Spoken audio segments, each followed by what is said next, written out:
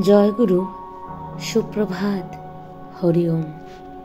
ওম অখণ্ড সংহিতা বা অখণ্ড মণ্ডলেশ্বর শ্রী শ্রীমৎ স্বামী স্বরূপানন্দ পরমহংসদেবের অমৃতময় উপদেশবাণী, নবম খণ্ড। জীবনকে ভাগবতী চেতনায় প্রতিষ্ঠিত করো।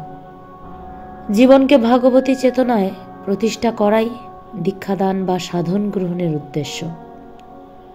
কর্মী হও, জ্ঞানী হও, আর ভক্তই হও।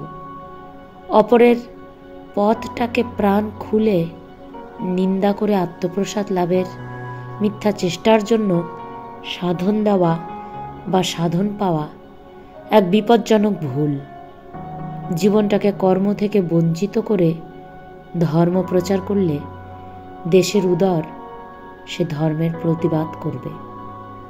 জীবনটাকে জ্ঞান থেকে বঞ্চিত করে ধর্ম প্রচার করলে দেশের মস্তিষ্ক সে ধর্মকে অগ্রাহ্য বলে ত্যাগ করবে। জীবনটাকে প্রেম থেকে বঞ্চিত করে ধর্ম প্রচার করলে দেশের হৃদয় সে ধর্মের বিরুদ্ধে বিদ্রোহ ঘোষণা করবে। কি গৃহী কি গৃহত্যাগী প্রত্যেকের জন্য চাই আজ এমন ধর্ম যার উদ্দেশ্য হবে ভাগবতী চেতনাকে জীবের সর্বাবস্থাতেই প্রতিষ্ঠা করা, যার ফল হবে ভাগবতী চেতনারই সর্বতোভাবে প্রতিষ্ঠা লাভ।